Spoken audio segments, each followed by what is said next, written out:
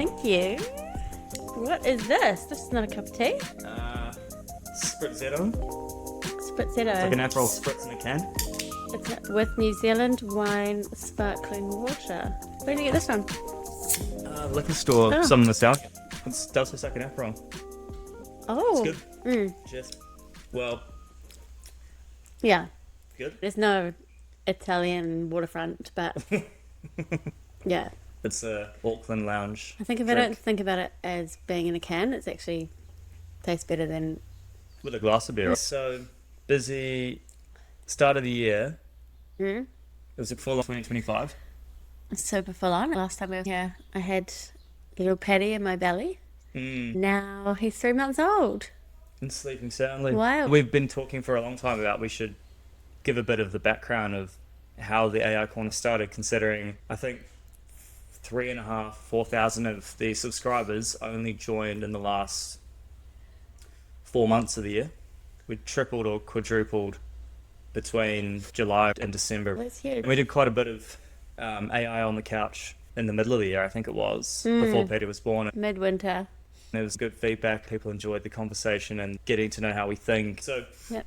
why don't we go back a step? What do you remember about how we kicked off? Well, it's Our almost couch. a year ago, right? Like, maybe in 2 weeks it would be a year since our first edition. Yeah, mid-January, I want to say. So much has changed in a year. This time last year, we had just started our South American adventure on our way home from London. What do I remember? We were trying to enjoy the holiday and having this amazing adventure, but also thinking about the next step in our lives, moving back home, getting jobs. We'd worked in tech for 8 or so years. When I was looking for a job back home, it was really hard to find news about tech or to understand the tech landscape, specifically as it relates to AI, because that's where I wanted to go.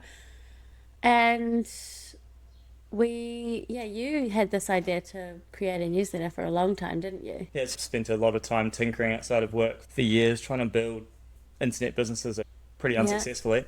And had always thought there was a massive opportunity in newsletters because of what The Hustle and Morning Brew and Milk Road and the likes had built and then sold, and seeing the way that mainstream media has been disrupted and the creator economy continues to grow. Independent media businesses have grown pretty successfully across Substack and people on LinkedIn or YouTube, whatever it might be. And so wanting to build a newsletter was always part of the game plan. I'll be honest, when you did talk about that, I was thinking more along the lines of school newsletters. I didn't understand why anyone would want to read a newsletter. It felt really old school. It's a good point how the internet has democratized access to information. Back in Yeah. the day, you had a couple of TV channels, a couple of newspapers, and a couple of radio stations. Everyone got their information through just a few mediums. Internet took off, forums, blogs took off, everyone could have a voice online.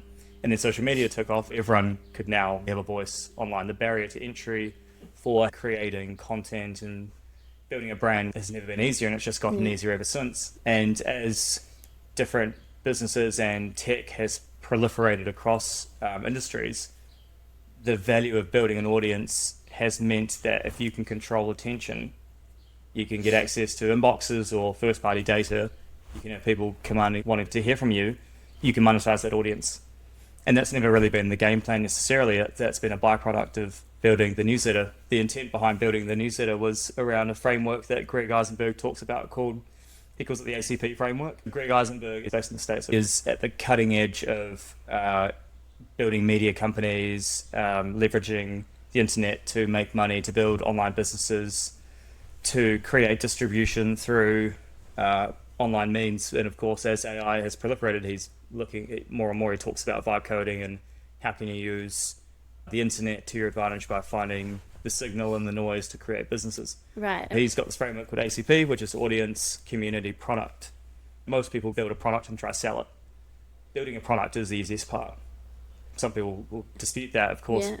Building is not easy, but going out and selling the product is the hardest part. Greg flips it and says, build an audience online through building an audience on Twitter or a newsletter or YouTube or whatever, your medium. Then once you have the attention of an audience, you then can create a community. So you give people you create almost like a special area or gated community where people get special access to you or your content or resources or tools that you can provide. How can you provide value to that community? You're able to identify problems that they face. And once you've identified the problems, then you build the product. And if you think about the way that works, you're going to have a higher chance of success if you understand problems before you build the product. Most people go the other way. They build a product and then try to pivot to what the audience tells them they want. So anyway, that's what's been the intent in my mind, is build the audience, then it'll get you to a product or a service that you can sell. So you think about the most successful companies, like Nike, they built a product.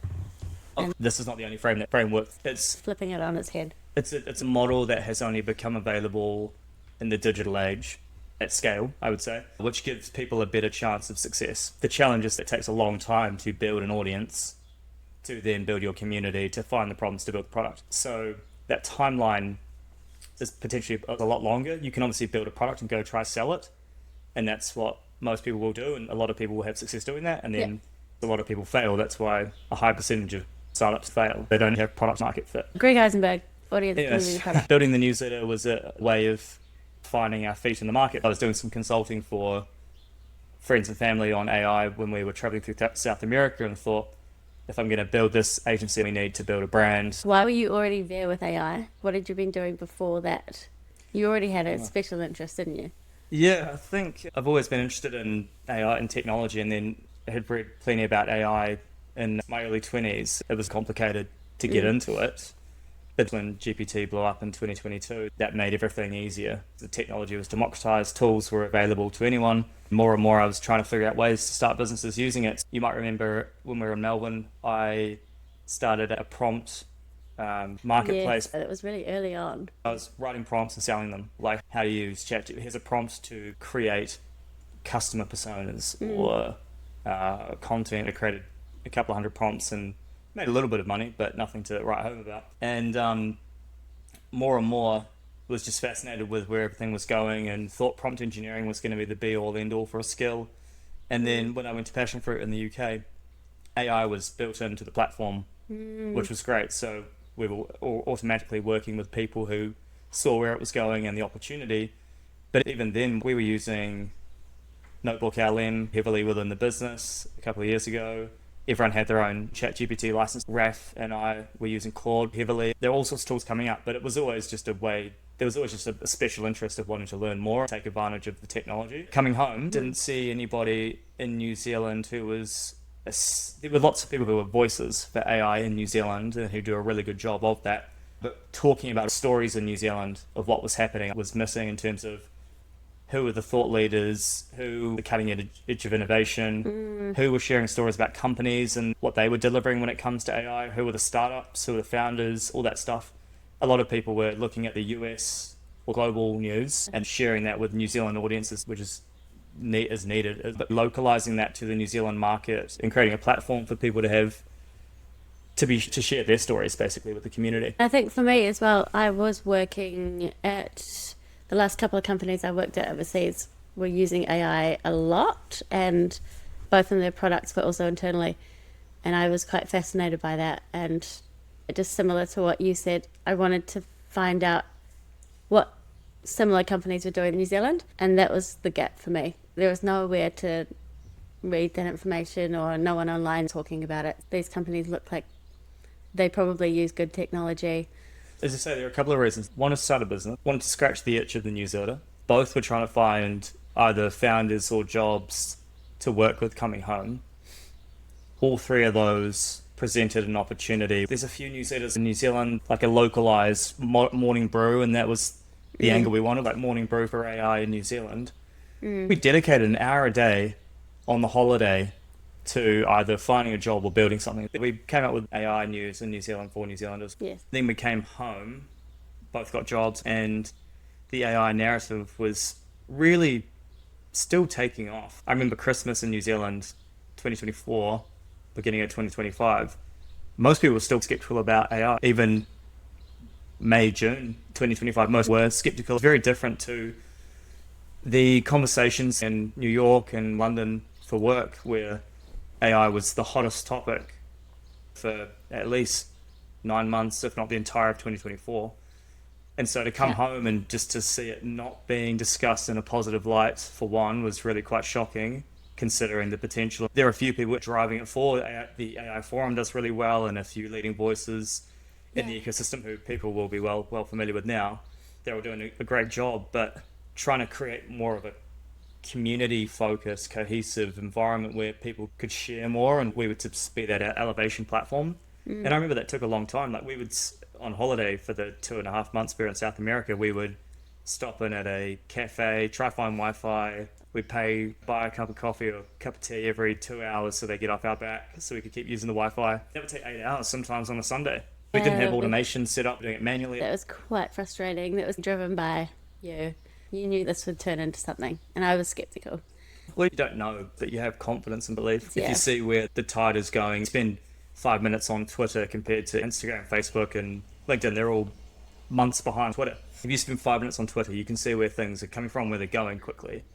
Unfortunately, there's a lot of, I think New Zealand's perspective in that space starts to hold us back a lot.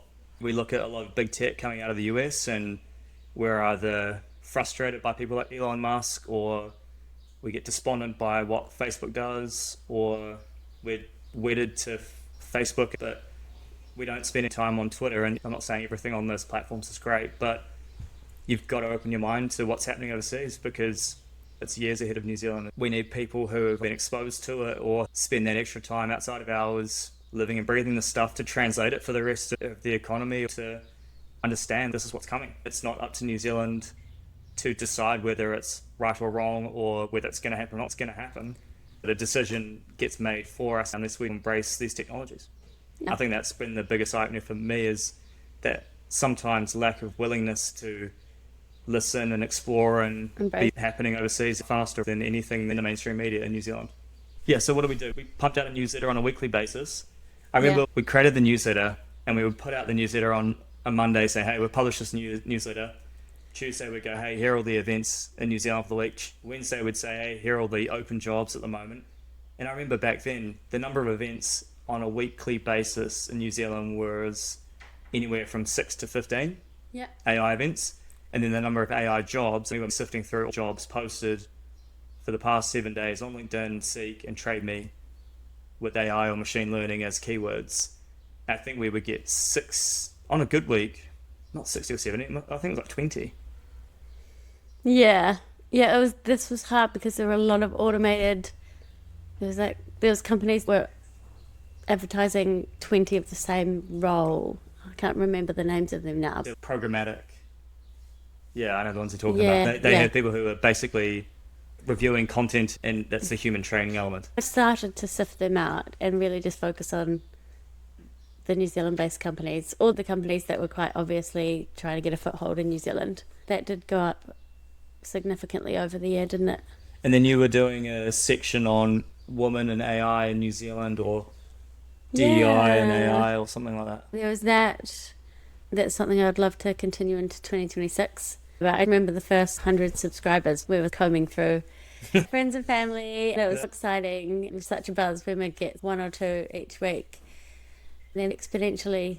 The fascinating part was friends. We went from, I don't know, I think we got 100 in the first week, and then 120, 150. We were going up 30 to 50 a week on a good week. It was grim for a while. And then we saw a real uplift when we ramped up LinkedIn content. I moved away from just New Zealand news, even though that was a hygiene layer. I'd try and update every other day about New Zealand. But it became pretty clear that the same stories were beginning to repeat. Yeah. The government's not doing enough. The- Auckland University's got some research, or I think the legal firms were showing up a lot in Microsoft research in the early days, or Yeah. Deloitte would come out with an article. Like there was the same thing, or there would always be a community-based solution published. There might be camera technology out there that's able to identify what's a pest and what's not a pest, and that would change the way that the trap executes, which Yeah. I thought that was pretty neat. Yeah. There was a lot of those same pillars coming through on repeat for the first 6 months, which I don't know if anyone else saw that. We started to see it. And we were also covering the Australian news, and that was eye-opening because you had the Australian AI news, which was a lot more research coming out of universities, like breakthroughs when it came to bio and medical. They were big partnerships being formed either with universities in Australia and overseas companies, or companies in Australia and overseas universities. That was another massive eye-opener for me. Yeah.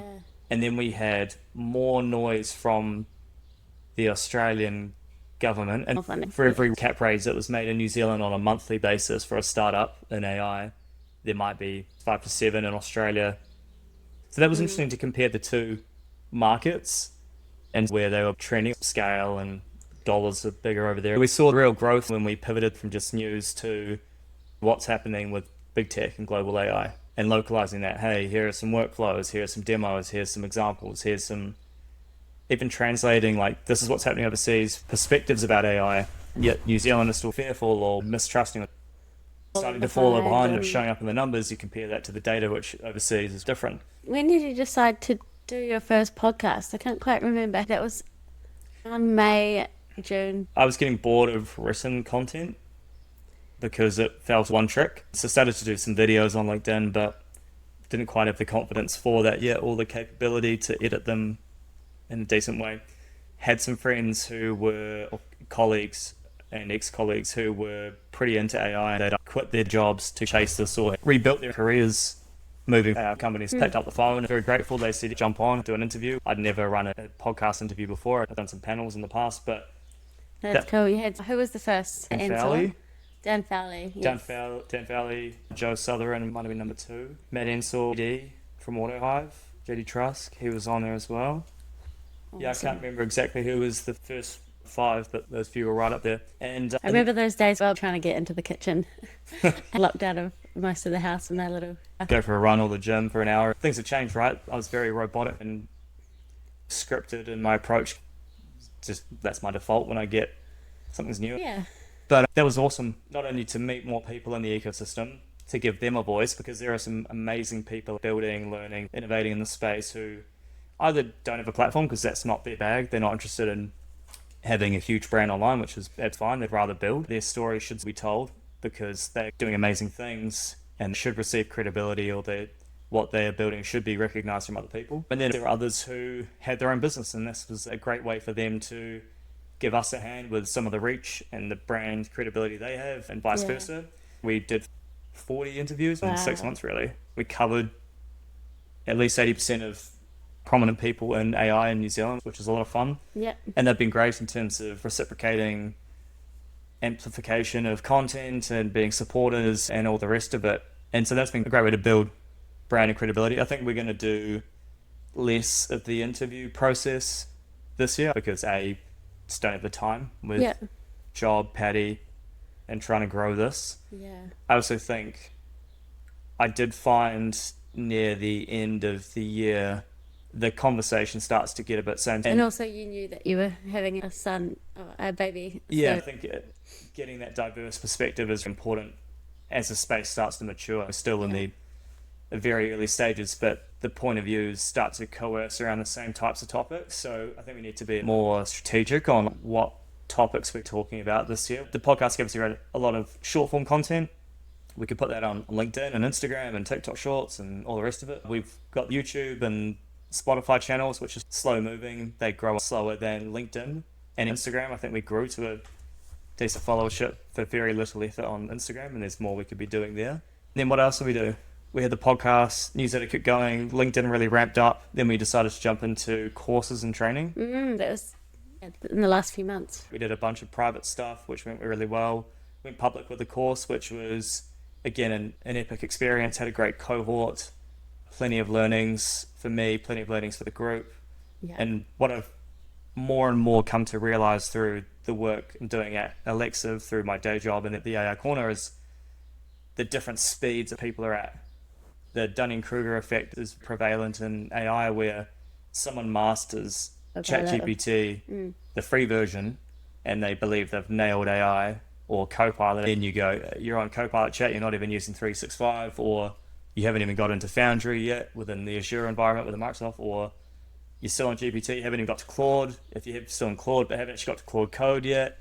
Once you start to move through that funnel, it's the Dunning-Kruger effect, where you get to the point of being very confident, then you have that valley of disillusionment, and you go down to the valley where you go, I actually know nothing. Every day you get humbled by what other people are doing or the limitations you come up against. And then every time you crack open the next layer of capability and you start to really unlock what you can do, it's mind-blowing. Helping people realize they're only on the first, the second or third rung of the ladder. There's still a number of other rungs to climb up. That might just be AI fundamentals. We're not even talking about vibe coding, agent building, automations, or transformation check. There's still a lot of road to run for us as a newsletter and education community, but just a huge journey for everybody in the market, in New Zealand especially, to go on to really understand how to harness the technology. How do you manage your time to do it all? Poorly. With any type of heavy duty effort you need to put into something like a project, you've got to give up other stuff.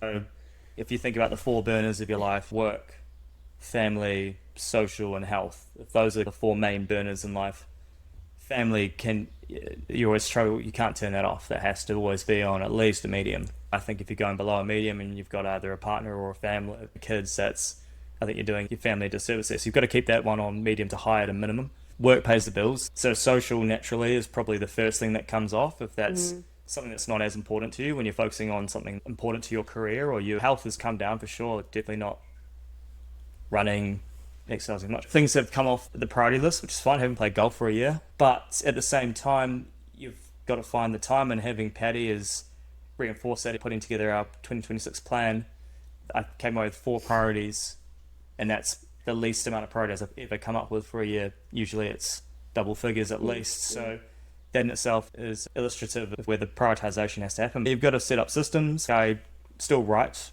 a good chunk of the content. Of course, AI is helping to streamline and accelerate that process, but I'm not confident or not comfortable just putting out AI-generated slot because it doesn't read well, and if I can see it, the reader can see it. I think the biggest accelerant has been automation for filtering information. How does stuff I find on Twitter, Reddit, or LinkedIn come into my system, filtered, prioritized, and the plan gets thought out for me? Building more and more of the automations in the back end, and that started off with GPTs. That quickly progressed to Claude pretty early on last year, and since August it's been Claude Code, basically accelerating that process even further. And I'd say that has been a tipping point for me. I was putting a lot of effort in for the output. Now with Claude Code, the effort to get the same output has collapsed. Good systems is the other piece. I have a lot to thank previous employers, particularly Passion Fruit, for prioritizing building brand, being out there on LinkedIn and creating profile. You have to get over that hump of putting yourself out there. But once you get over that hump, you build confidence. And I suppose just going through the year, as we got more proficient and more comfortable and start to figure out our lane and where this is going and what we could do in our voice in the market, coupled with down weighting some of the other parts of our lives, it's just been able to incrementally grow. And I'm also lucky that my day job and the AI corner reinforce each other. They're both in a space, so I'm often learning in the daytime for work, which feeds an idea for content which I can write at night or first thing in the morning. So I'm not starting with a cold start every morning or every evening these days. How about you? As someone we were confident Paddy would come along and you would be able to pick up the laptop for 2 to 4 hours a day and just chip away and build an Instagram channel, but that has proved harder than expected. Like, I'm not a social media whiz. It's not my wheelhouse. I was enjoying building up a little Instagram following and doing what I can on YouTube and TikTok, trying to understand them a little bit better. And yes, as you say, we both thought that once Paddy came along, I'd be at home all day, every day with him. I'd surely have some time to open the laptop, but that has proven not to be the case. And anyone who's a parent listening to this will resonate, I'm sure. Days are just so busy with him, and newborn phase is crazy and wild. It definitely feels like we're building a bit of a routine now. Nap times, more structured, although changing a bit. And so I would really like to become more involved again. I think just do a couple of hours here and there where I can each week. My mat leave is still happening, but it'd be cool to use my brain a bit more in a different way.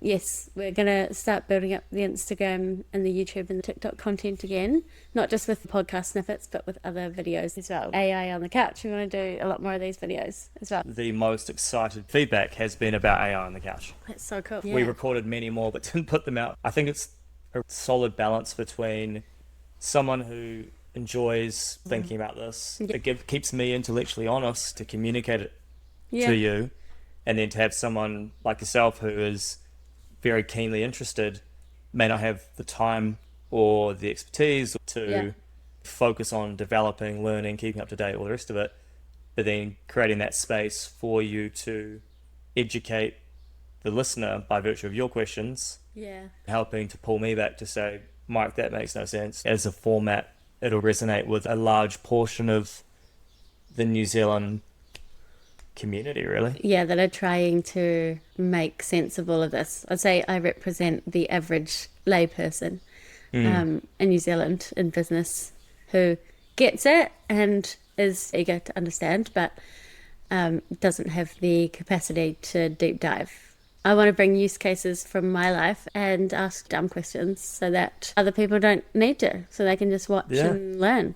It's very easy to be spoon-fed what mainstream media gives you, what Microsoft sells you or Google sells you, because that's your provider. You read an article every day about AI in the news, job loss or the bubble, or something that One or Spark are doing, and that's all relevant and valid. Yeah. And then you get the Microsoft Copilot access and maybe some light training, and you might see the odd LinkedIn post, but it's all very surface level. You become the average of the workforce, and I think we can all appreciate now that maintaining a status quo with how we've operated pre-AI is not going to cut it during this AI transformation boom. The productivity, efficiency gains and outcomes experienced by businesses and teams that are really doubling down on this, despite what MIT study says that 95% of pilots fail. It's all mainly BS and also a poor sample size, but those that really dedicate time to this and learn and adopt, see transformational results. The real intent this year is to take people on more of a journey,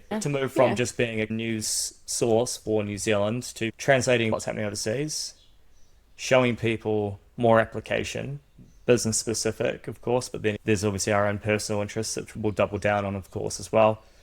But then giving people the tools to do that, not just showing, but saying, here are the tools that you can use. You can DIY it, but we'll give you the rundown, a playbook, or template on how to implement it. That's a massive opportunity in the market that isn't being covered, and a space we can play in. Well, yeah. Cool. All right. Awesome. Nice to chat. You too. See you all again soon.